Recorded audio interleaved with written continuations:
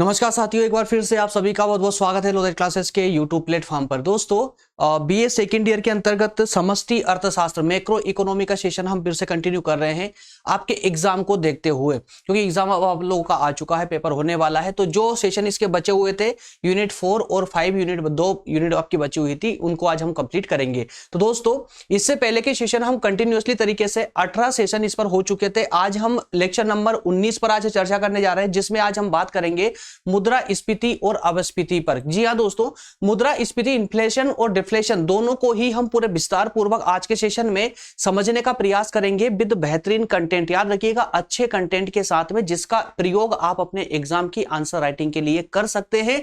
उसी फॉर्मेट, जो फॉर्मेट में आपको यहां दे रहा हूं, उसी फॉर्मेट में आपको तैयारी करनी है। कुछ भी उठक पटक नहीं करना, कोई चेंजेस नहीं करना है, ठीक है ना। तो आज के सेशन के अंतर्गत क्या क्या जानेंगे, क्या क्या पढ़ेंगे, ये सब बातें दोस्तों मैं आपको आइए बता देता हूं। लेकिन हाँ, इससे पहले जो नए स्टूडेंट हैं वो जान ले, हमारे द्वारा बीए के ऑलमोस्ट सभी सब्जेक्टों को पूरे विस्तार पूर्वक आप लोगों को फ्री ऑफ कॉस्ट ही, है ना, लेक्चर प्लस नोट्स दोनों ही प्रोवाइड किए जाते हैं।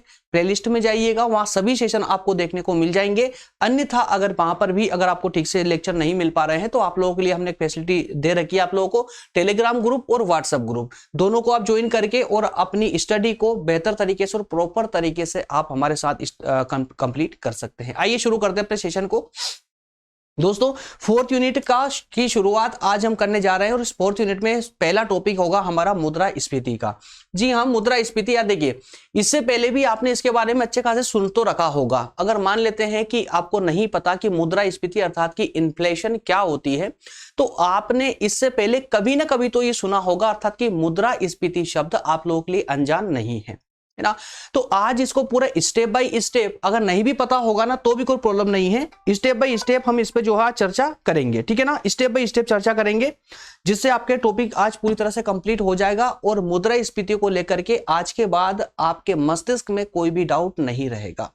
आइए शुरू करते हैं। तो देखते हैं कि क्या क्या आज के सेशन में हम करने वाले। दोस्तों, तो ये 6 बिंदुओं के माध्यम से हम आज का सेशन कवर करेंगे, कंप्लीट करेंगे। कौन कौन से 6 बिंदु? सबसे पहले हम देखेंगे मुद्रास्फीति के परिभाषा के साथ अर्थ को, है ना। तो अर्थ के साथ परिभाषा देखेंगे। इसके बाद में देखेंगे मुद्रास्फीति के कौन कौन से कारण होते हैं, किन कारणों से मुद्रास्फीति आती है। इसके अलावा मुद्रास्फीति का प्रभाव क्या होता है, या मांग प्रेरित मुद्रास्फीति क्या है और लागत प्रेरित मुद्रास्फीति क्या है। इन टर्मों को समझते हुए लास्ट में हम इसकी आलोचना पर भी कुछ बिंदुओं के साथ में चर्चा करेंगे। तो इस प्रकार से इन 6 बिंदुओं के साथ में हम आज का टॉपिक हमारा कवर करने जा रहे हैं। आज के टॉपिक महत्वपूर्ण टॉपिक है एग्जाम को लेकर के। दोस्तों, एग्जाम के दृष्टिकोण से बहुत महत्वपूर्ण टॉपिक है।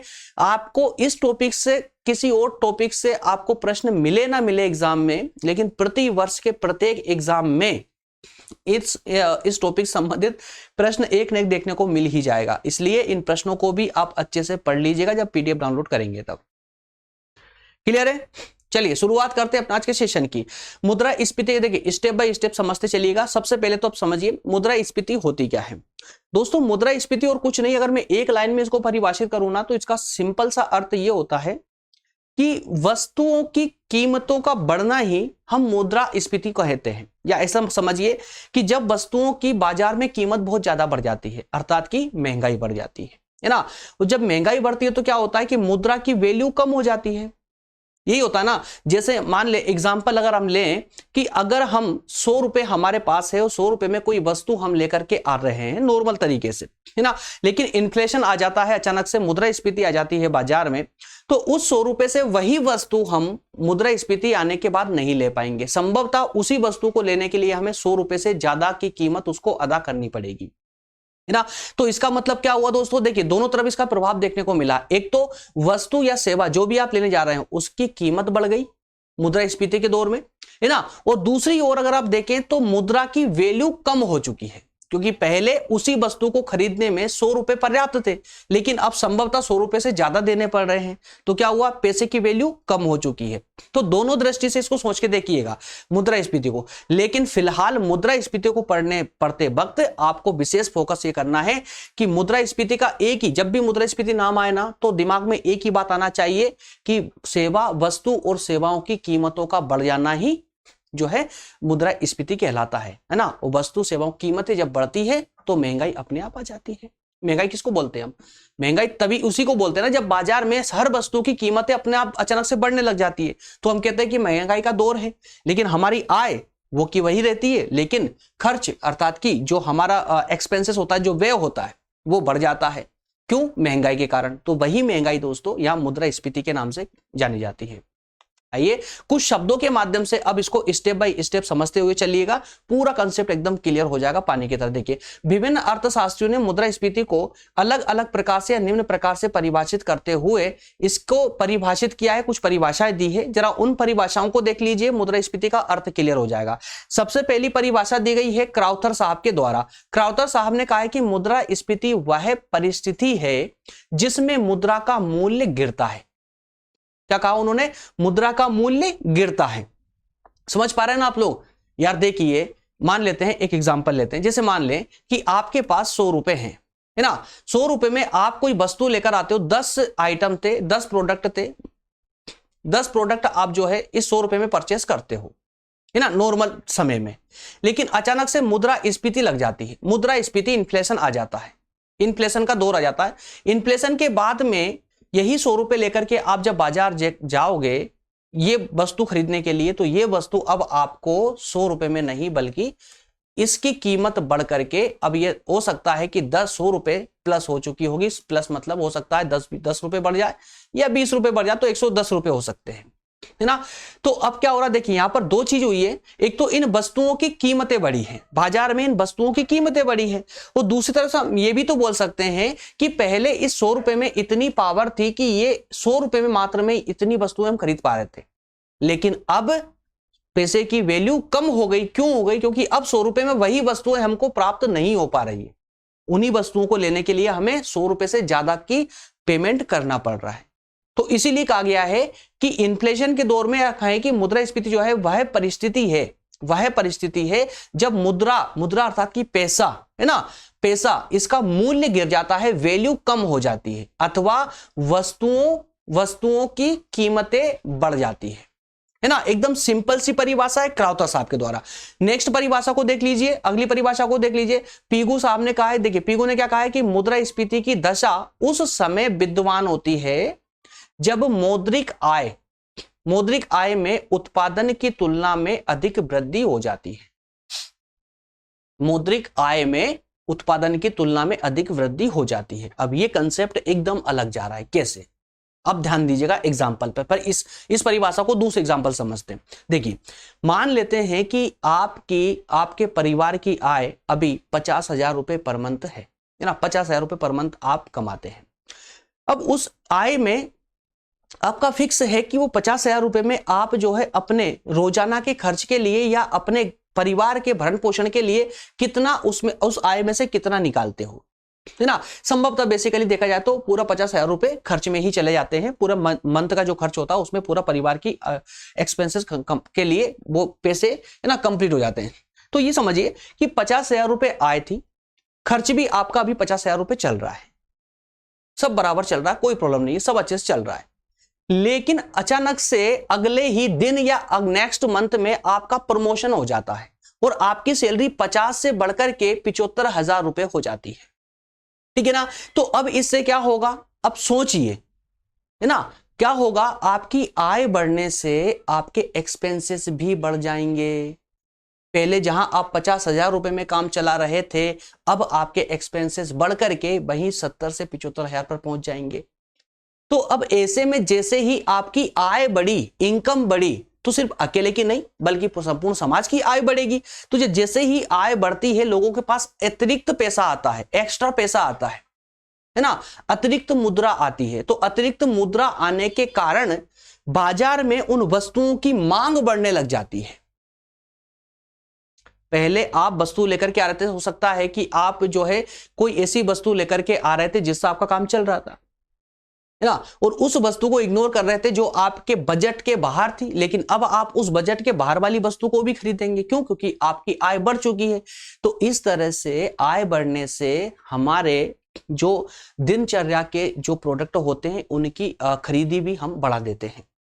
और ये बढ़ने से हमारे जो एक्सपेंसेस होते हैं, जो खर्च होते हैं, वो बढ़ जाते हैं। तो खर्च बढ़ते हैं तो क्या होता है, उधर वस्तुओं की मांग बढ़ने लगती है, और जैसे ही वस्तु की मांग बढ़ेगी वैसे ही उसकी कीमतें भी बढ़ने लग जाती हैं। क्यों?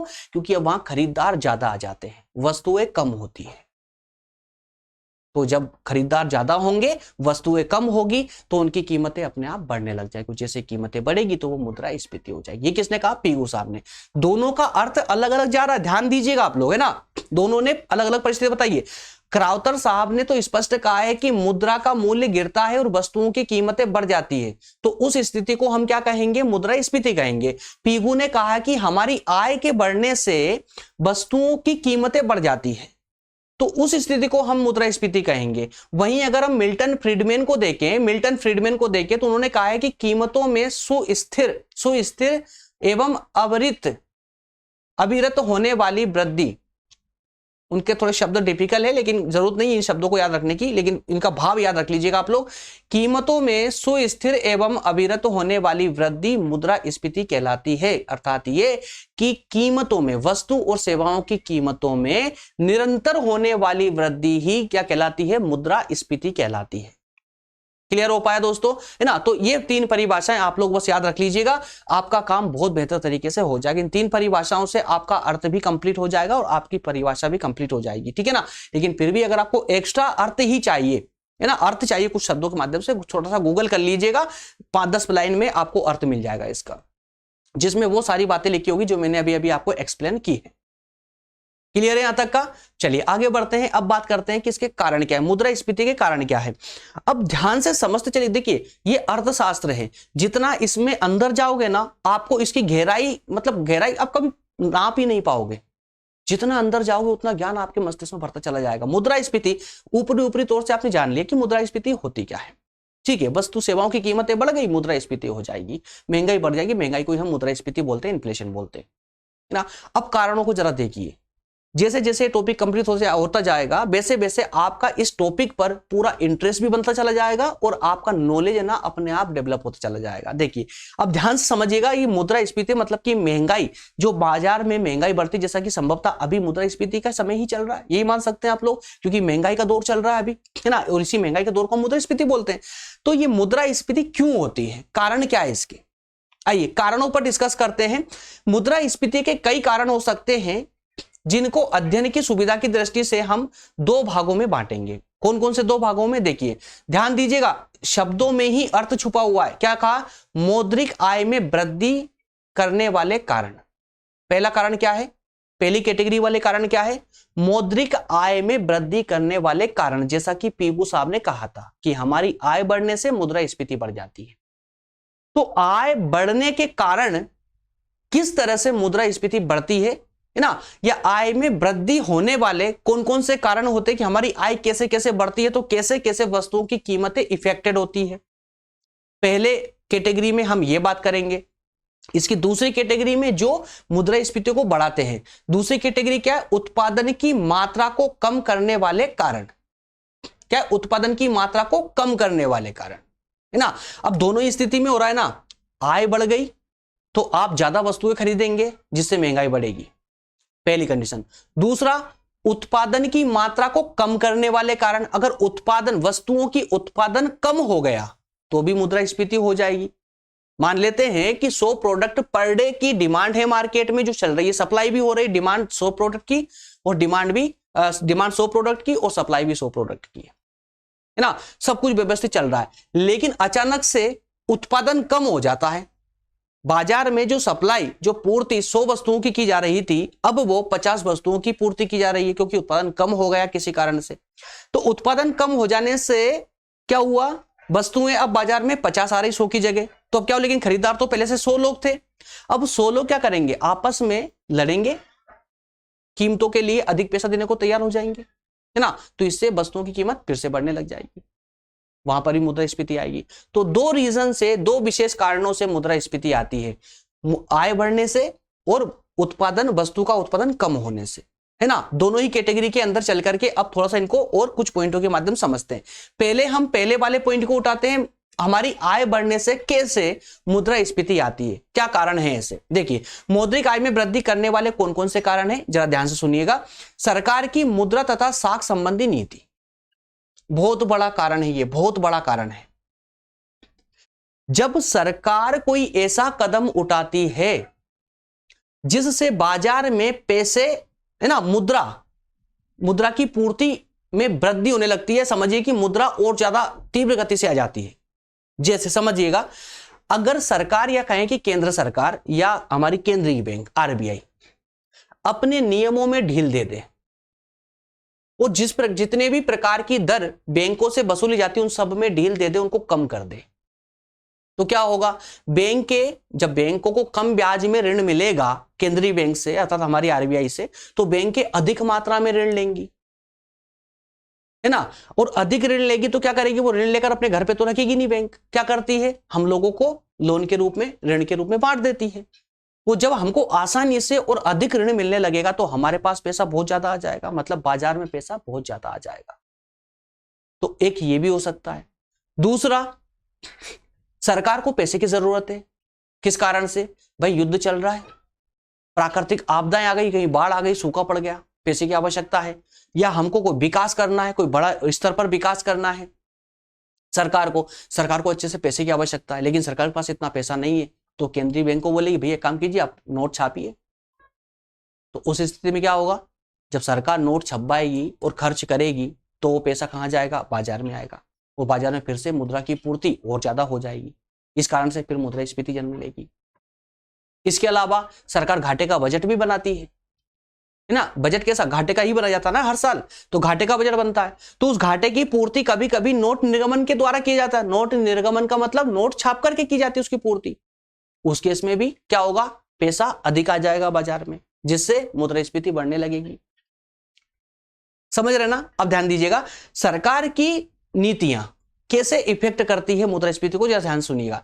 सरकार को जब युद्ध, प्राकृतिक आपदा या आर्थिक विकास आदि के लिए अधिक मुद्रा की आवश्यकता होती है तो वो केंद्रीय बैंक, कौन सी बैंक? केंद्रीय अर्थात आरबीआई के द्वारा पत्र मुद्रा के निर्गमन का सहारा लेती है। पत्र मुद्रा अर्थात कि नोट छापने का सहारा लेती है ना। जब अधिक पैसे की आवश्यकता होती है सरकार को तो वो आरबीआई को कहती है कि भाई काम अब आप जो है नोट छापिए, है ना। तो पत्र मुद्रा के निर्गमन के परिणाम स्वरूप मुद्रा की मात्रा में क्या होता है? वृद्धि हो जाती है, और मुद्रा की इस वृद्धि से प्रारंभ में साधारण स्फीति की स्थिति उत्पन्न होती है। जैसे ही मुद्रा छपती है तो धीरे धीरे बाजार में आती है, तो धीरे धीरे स्फीति प्रारंभ हो जाती है। लेकिन अगर इस निर्गमन पर, मुद्रा के निर्गमन पर लंबे समय तक नियंत्रण नहीं रखा गया, लंबे समय तक अगर यही स्थिति चलती रही, सरकार नोट छपवाती रही और खर्च करती रही, तो ये स्थिति जो अभी नॉर्मल थी, साधारण स्थिति थी, वो आगे चल करके भयानक रूप धारण कर लेगी, है ना, भयानक रूप धारण कर लेगी। तो एक प्रकार तो ये सरकार की नीतियों का हो चुका है। दूसरा हो जाता है आपका घाटे का बजट, है ना। घाटे की वित्त व्यवस्था अर्थात कि घाटे का बजट। बता ही चुका हूं आपको कि सरकार हमेशा अपने विकास के लिए घाटे का बजट निर्धारित करती है, घाटे का बजट बनाती है हर साल। तो उस घाटे के बजट में जो घाटा है, जो लॉस है, उसकी पूर्ति करने के लिए, उस कमी की पूर्ति करने के लिए सरकार क्या करती है? मुद्रा की पूर्ति में वृद्धि करती है, वही नोट निर्गमन के द्वारा। तो उसके कारण भी वस्तुओं सेवाओं की कीमतें बढ़ने लग जाती है ना। पहला प्रकार तो आपको समझ आ चुका होगा। दूसरा प्रकार है उत्पादन की मात्रा को कम करने वाले कारण। तो ऐसे कौन कौन से कारण हैं जो वस्तु और सेवाओं के उत्पादन में कमी कर देते हैं? क्योंकि वस्तुएं कम बाजार में कम आएगी तो उनकी कीमतें अपने आप बढ़ जाएगी, है ना। लोग तो डिमांड करेंगे, लोग तो मांग करेंगे। जब जितने में वो पहले परचेस कर रहे थे, खरीद रहे थे, उतने में अगर उनको वस्तु नहीं मिलेगी तो वो उसके लिए ज्यादा पैसा देने को भी तत्पर हो जाएंगे। तो जब ज्यादा पैसा देने को तैयार हो जाएंगे, प्रत्येक व्यक्ति तैयार हो जाएगा, तो फिर कीमतें तो बढ़नी है उसकी। क्लियर है? तो देखिए, उत्पादन को कम करने वाले कारणों की अगर हम बात करें तो मुद्रास्फीति की दशा उस समय उत्पन्न होती है जब मौद्रिक आय में वृद्धि उत्पादन की तुलना में तेजी से होने लगती है। क्या कहा गया है? जब आय में वृद्धि उत्पादन की तुलना में तेजी से हो जाती है, मतलब आय हमारी बढ़ रही है और वस्तुओं का उत्पादन कम हो रहा है या वो नहीं बढ़ रहा है।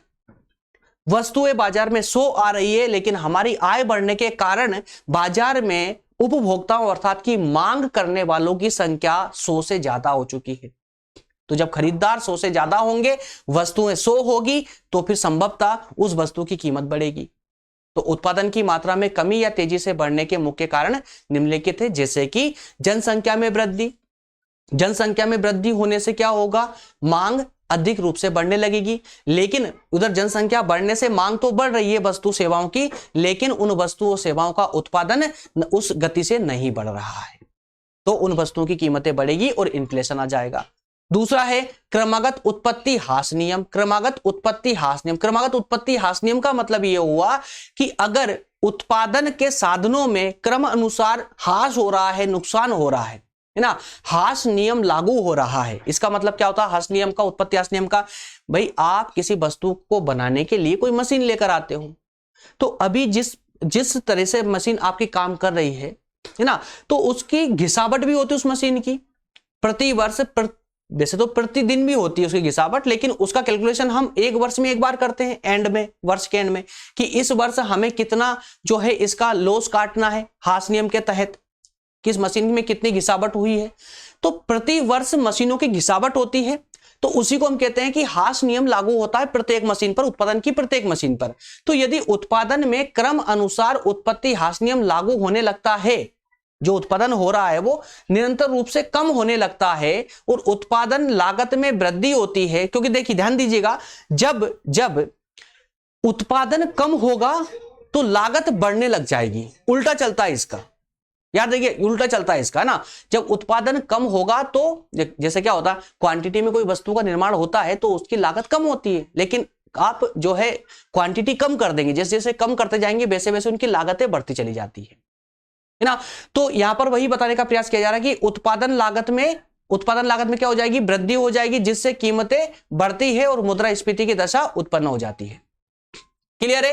तो इस प्रकार से दोस्तों आप यहां पर इन दोनों प्रकार के कारणों को देख सकते हो, समझ सकते हो।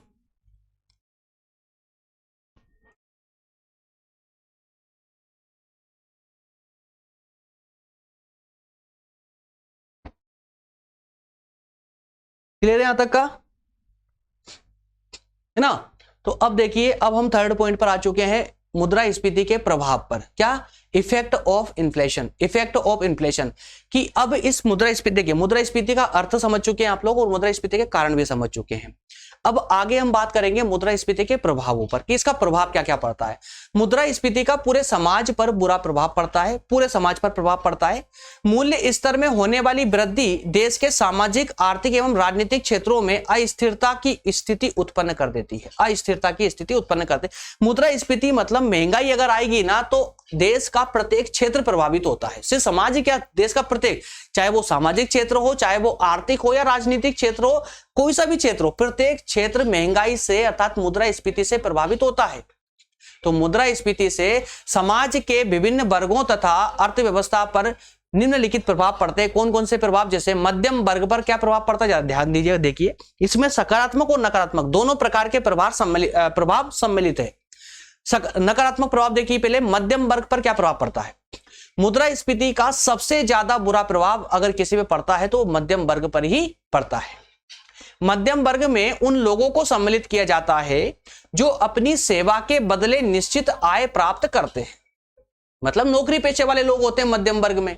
तो जो नौकरी पेशा वाला व्यक्ति होता है उसकी सैलरी तो फिक्स है ना, उसको इतना ही मिलना है। लेकिन अगर मुद्रास्फीति बढ़ गई, मुद्रास्फीति आ चुकी है, कीमतें बढ़ने लगी है, तो उसको कीमतों की बढ़ी हुई कीमत देनी पड़ेगी, लेकिन उसकी आय तो उतनी स्थिर है ना, तो उसको कोई विशेष जो है इसमें उल्टा ही नकारात्मक प्रभाव ही इस पर पड़ेगा। उस पर मध्यम वर्ग पर, मध्यम वर्ग में जैसे वेतनभोगी लोग होते हैं, वेतनभोगी व्यक्ति होते हैं, छोटे मोटे क्लर्क होते हैं, ब्याज की आय से प्राप्त या कहें कि मकान के किराए से अपना घर चलाने वाले लोग होते हैं, जीवन निर्वाह करने वाले लोग होते हैं। तो ऐसे लोगों की जो आय होती है ना वो निश्चित होती है, जिसमें वो अपना गुजारा कर रहे होते हैं, अपना जीवन निर्वाह कर रहे होते हैं, चला रहे होते हैं। लेकिन अचानक से अगर मुद्रास्फीति की स्थिति आ जाती है तो कीमतों के बढ़ने के कारण उसे अपने रोजमर्रा की वस्तुओं में कमी करनी पड़ती है। आय नहीं बढ़ेगी उसकी, बल्कि उसको जो वस्तु खरीद रहा है उसमें कमी करनी पड़ती है। तो बड़ा बुरा प्रभाव इस पर पड़ता है। दूसरा, विनियोगी वर्ग पर भी इसका प्रभाव पड़, विनियोगी वर्ग मतलब जो इन्वेस्टमेंट करने वाले लोग होते हैं, इन्वेस्टमेंट करने वाले लोग। तो इस वर्ग में कौन कौन लोग शामिल होते हैं? उद्योग धंधों में अपनी पूंजी लगाने वाले लोग होते हैं, विनियोग वर्ग में दो प्रकार का वर्ग होते हैं। विनियोग वाले मतलब जो इन्वेस्ट करते हैं ना पैसा, वो दो प्रकार के लोग होते हैं। पहले तो वो होते हैं, देखिए दो प्रकार के लोग कौन से होते हैं। एक प्रकार के तो वो होते हैं जिनकी आय निश्चित होती है, जिन्होंने इन्वेस्ट किया 10 लाख रुपए कहीं पर लगा दिया और उसका निश्चित है कि आपको पर मंथ आपको इतना पैसा मिलना है, इतना रिटर्न मिलना है आपकी इन्वेस्टमेंट पे, तो वो तो निश्चित वाले हो गए। और दूसरा वर्ग वो भी आता है जिनकी आय होती है वो निश्चित नहीं होती है, परिवर्तनशील होती है, बदलती है ना। बाजार की स्थिति के अनुसार उसकी आय कम ज्यादा होती रहती है। क्लियर है। तो इसमें कम ज्यादा जो इसमें जो जिनकी आय निश्चित है ना, वो इससे ज्यादा प्रभावित हो जाते हैं। क्लियर है यहां तक का। तीसरा प्रभाव देखते हैं किस पर, व्यापारी और उत्पादक वर्ग पर। अब यार देखिए, व्यापारी और उत्पादक वर्ग के लिए तो ये गोल्डन चांस होता है। जो व्यापारी वर्ग होता है और जो उत्पादक वर्ग होता है ना, उसके लिए तो ये गोल्डन चांस होता है मुद्रास्फीति का। क्यों? क्योंकि व्यापारी वस्तुओं को बेचता है, उत्पादक वस्तुओं को बनाता है, और इन दोनों को ही उस वस्तु पर अधिक रिटर्न मिलता है, अधिक पैसा मिलता है। क्यों? क्योंकि बाजार में उनकी कीमतें बढ़ी हुई है। इनने तो नहीं बढ़ाई लेकिन फिर भी बढ़ी हुई है कीमतें। तो कीमतें बढ़ने के कारण व्यापारी और उत्पादक वर्ग को अधिक पैसों की प्राप्ति होती है, अधिक लाभ की प्राप्ति होती है। क्लियर है। थर्ड नेक्स्ट फोर्थ है श्रमिक वर्ग पर प्रभाव। श्रमिक वर्ग पर प्रभाव, श्रमिक वर्ग पर भी नकारात्मक प्रभाव ही पड़ता है अगर कुछ अपवादों को छोड़ दिया जाए तो। कुछ अपवाद जैसे कि अगर वस्तुओं की कीमतें बढ़ रही है तो क्या होगा, उत्पादन पर अधिक जोर आएगा, है ना। तो उत्पादन और अधिक स्पीड से होने लगेगा। तो स्पीड से उत्पादन करने के लिए, तीव्र गति से उत्पादन करने के लिए उत्पादक क्या करेगा, अधिक मजदूर लगाएगा, अधिक मशीनरी इंस्टॉल करेगा। तो जब अधिक मजदूर लगाएगा तो क्या होगा, उन मजदूरों की कीमत बढ़ने लगेगी। ठीक है ना। तो यहां पर कहीं ना कहीं मतलब कुछ अपवादों को अगर छोड़ दिया जाए तो श्रमिक वर्ग भी नकारात्मक रूप से प्रभावित होता है, क्योंकि मुद्रास्फीति के अंतर्गत जिस स्पीड से, जिस गति से वस्तु सेवाओं की कीमतें बढ़ती है ना, उस गति से उनकी आय नहीं बढ़ती है, उनकी मजदूरी नहीं बढ़ती है, और बढ़ती भी है तो उस गति से नहीं बढ़ती है। इस कारण से श्रमिक वर्ग पर भी इसका नकारात्मक प्रभाव ही पड़ता है। क्लियर है। दो टर्म हमारी नेक्स्ट है मांग प्रेरित और लागत प्रेरित। तो अब यहां दोस्तों देखिए, आपने सामान्य मुद्रास्फीति को समझ लिया है ना। अब हम बात करेंगे मांग प्रेरित मुद्रास्फीति को। तो ये मांग प्रेरित मुद्रास्फीति क्या होती है, इस पर डिस्कशन होगा। ध्यान से सुनते चलिएगा। सामान्य मुद्रास्फीति क्या होती है उसको भली बात आप समझ चुके हैं, उसके कारण भी समझ चुके हैं, उसके प्रभाव को भी आप लोग अच्छे से देख चुके, समझ चुके हैं। अब हम बात करेंगे इसमें मांग प्रेरित मुद्रास्फीति की, कि मांग प्रेरित मुद्रास्फीति क्या होती है। दोस्तों, वस्तुओं एवं सेवाओं की मांग बढ़ने के कारण मांग प्रेरित मुद्रास्फीति जो है तेजी से बढ़ने लगती है। पहले इसका सामान्य अर्थ समझिए। मांग प्रेरित स्फीति, इसका सामान्य और व्यवहारिक अर्थ क्या होता है कि मांग के बढ़ने से स्फीति की स्थिति का उत्पन्न होना। मांग के बढ़ने से स्फीति की परिस्थिति उत्पन्न होना ही मांग प्रेरित मुद्रास्फीति कहलाती है। फिर ध्यान से उसको समझिए व्यवहारिक रूप से।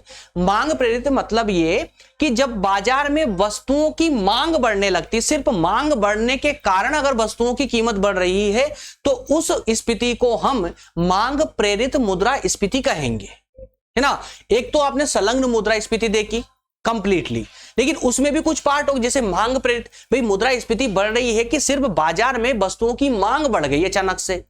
वही पहले 100 वस्तुओं की पूर्ति होती थी बाजार में, वो सब कुछ अच्छा चल रहा था, लेकिन अचानक से कुछ और एक्स्ट्रा खरीदार आ गए। एक्स्ट्रा खरीदार आ गए और आने से क्या हुआ, उस वस्तु की मांग स्पीड से बढ़ने लग गई। अब स्पीड से मांग बढ़ी, इस कारण से दुकानदार ने क्या करा, फटाफट उसका रेट बढ़ा दिया कि नहीं है भाई, अभी तक हम 10 रुपए में दे रहे थे, अब इसको 15 रुपए में देंगे, लेना हो तो लीजिए, नहीं तो कोई बात नहीं, और खरीदार है दूसरे भी है। तो क्या होगा, ये मांग प्रेरित मुद्रास्फीति उत्पन्न होगी इससे, है ना। तो इस सिद्धांत के अनुसार पूर्ति की तुलना में वस्तुओं की बाजार में, पूर्ति की तुलना में बाजार में वस्तुओं की मांग तेजी से बढ़ने लग जाती है, मांग तेजी से बढ़ती है ना। दूसरे शब्दों में बहुत अधिक मुद्रा बहुत कम वस्तुओं का पीछा करने लग जाती है। क्लियर है ना? एक्स्ट्रा एक्सप्लेन करने की आवश्यकता तो नहीं ना, इसमें एकदम सामान्य से तथ्य थे। इसको लेकर के परिभाषा दी गई, जरा परिभाषा भी देखिए। दो पर्सनालिटी यहां पर जो इनके को परिभाषित करते हैं।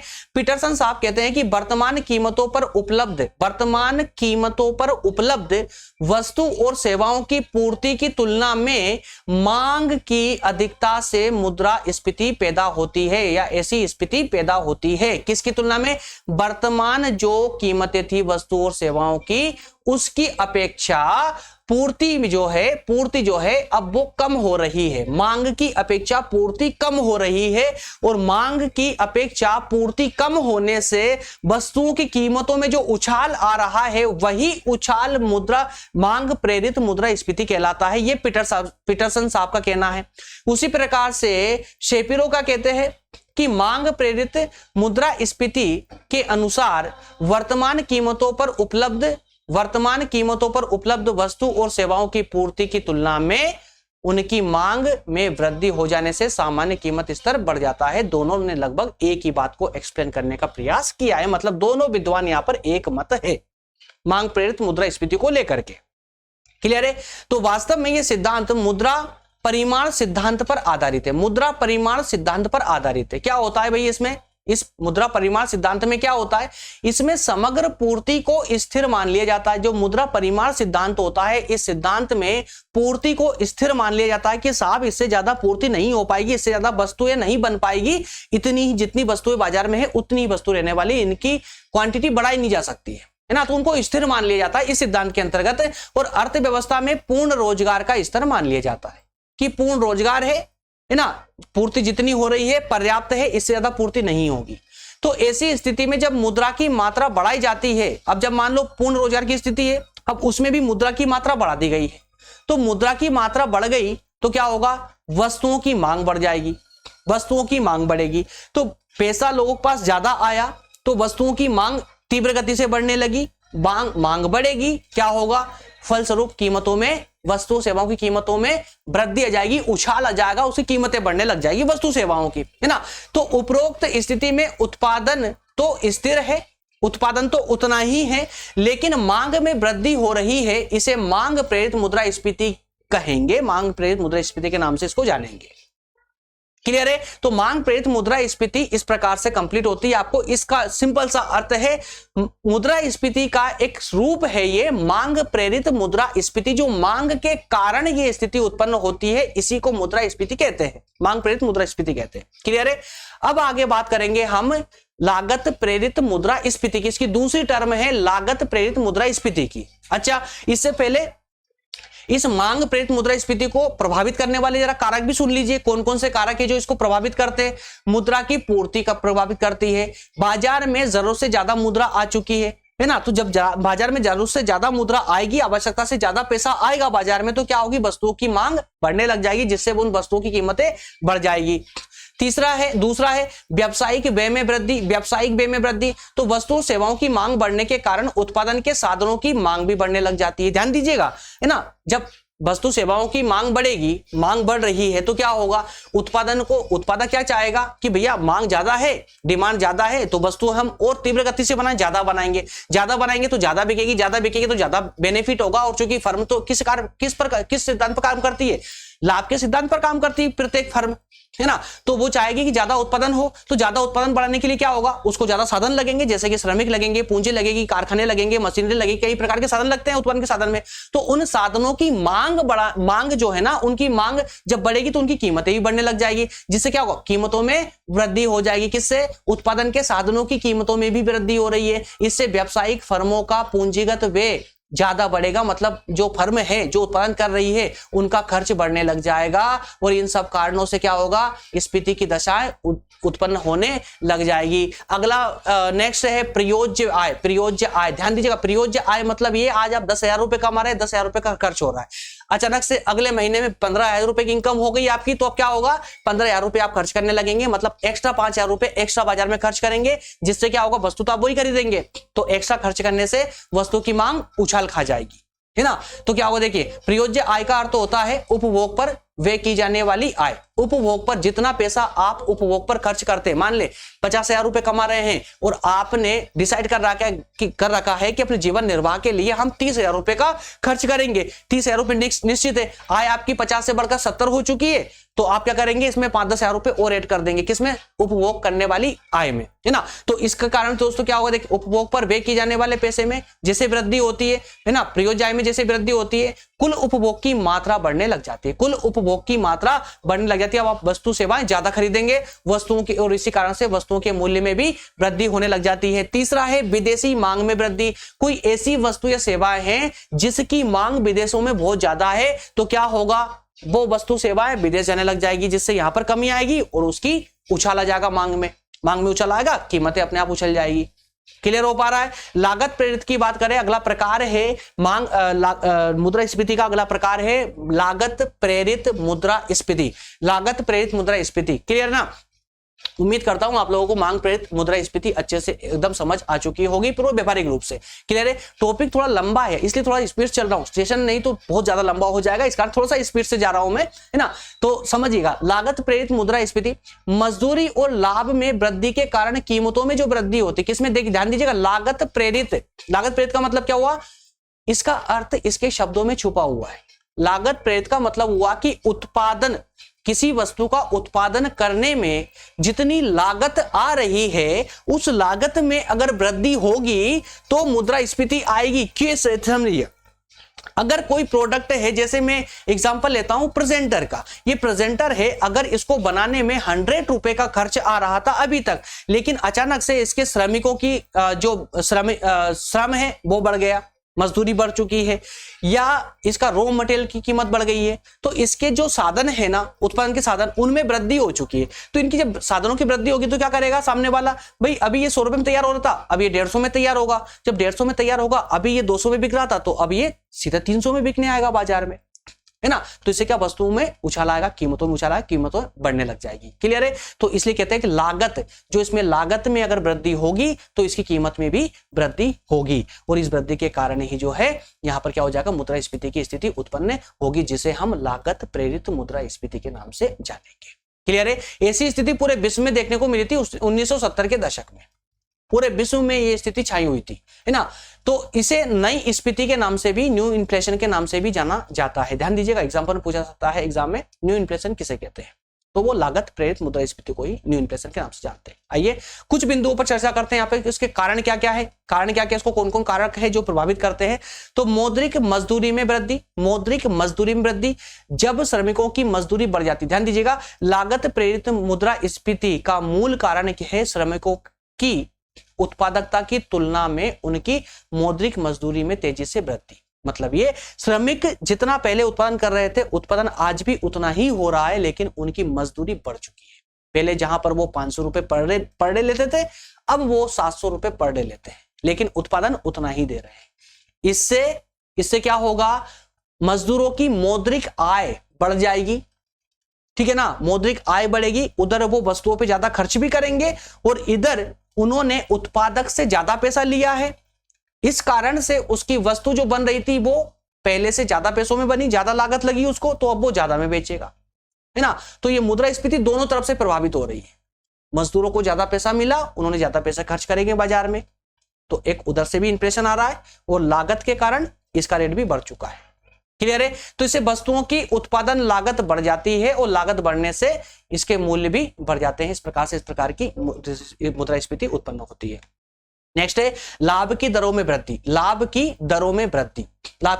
ध्यान दीजिएगा, मजदूरी और लागतों में वृद्धि होने के कारण, ध्यान दीजिए, मजदूरी और लागतों में वृद्धि होने के कारण उत्पादक अधिक लाभ प्राप्त करने के लिए उत्पाद की कीमतें बढ़ा देते हैं।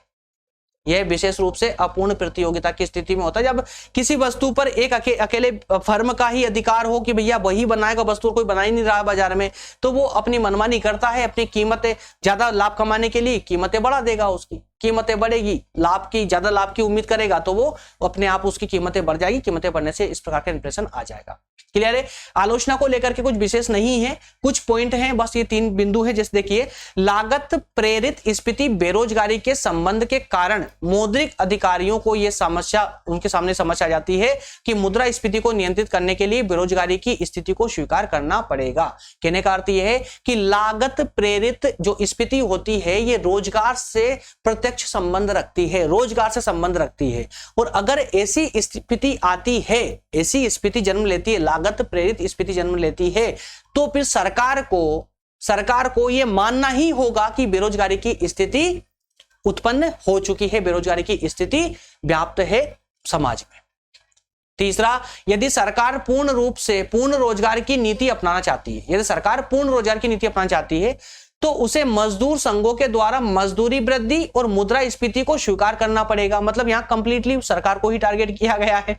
यदि सरकार बेरोजगारी की स्थिति में समस्त मांग बढ़ाना चाहती है, बेरोजगारी की स्थिति में अगर मांग बढ़ाना चाहती है तो उसे उत्पादन और रोजगार बढ़ने की अपेक्षा मजदूर संघों के दबाव में मजदूरी में वृद्धि हो जाएगी, जिससे फिर इन्फ्लेशन और तीव्र हो जाएगा, है ना। तो ये कुछ बिंदु के माध्यम से आलोचना की गई। हालांकि इस आलोचना में इतना दम तो नहीं है, लेकिन अगर लिखने की आवश्यकता पड़े तो आप इन शब्दों का इस्तेमाल कर सकते हैं। इस प्रकार से दोस्तों हमारा आज का सेशन होता है कंप्लीट। उम्मीद करता हूं आप लोगों को कंप्लीट ये सेशन समझ आया होगा। बताइएगा जरूर कमेंट करके कैसा लगा सेशन, आप लोगों को समझ आया या नहीं आया। नेक्स्ट सेशन जो होगा उसमें बात करेंगे स्फीति जनित मंदी। तो जो स्फीति की हमने बात की है ना, तो स्टैगफ्लेशन पर अब हम बात करेंगे, स्फीति जनित मंदी। ये जो मंदी होती है ना, मंदी, अभी हमने आपने इन्फ्लेशन की बात की है, मुद्रास्फीति की बात की, महंगाई की बात की। अब हम इस मंदी की बात करेंगे। मंदी है ना, इसके पूरे सभी पहलुओं पर चर्चा करेंगे, यहां तक कि फिलिप्स बकर के साथ में पूरा विस्तार से, पूरे डिटेल में, है ना। और इस टॉपिक में आएगा और समझने में मजा, क्योंकि डिफिकल्ट टॉपिक है ये, पुस्तक को समझ नहीं आने वाला, तो यहां पर समझने में इसको और ज्यादा मजा आएगा। चलिए मिलेंगे अगले सेशन में दोस्तों, तब तक आप सभी का जो है बहुत बहुत धन्यवाद, तक कि आप एंड तक बने रहे और आपने जो है पूरे विस्तार से सेशन को देखा। और आते हो ना तो कंप्लीट देखा करें यार, इससे क्या होता है ना कि थोड़ा लगता है कि हाँ मैक्सिमम स्टूडेंट जो है अभी तक हमको फॉलो करे हुए, थोड़ा अच्छा भी लगता है। चलिए मिलेंगे अगले सेशन दोस्तों, तब तक आप सभी का बहुत बहुत धन्यवाद। Thank you.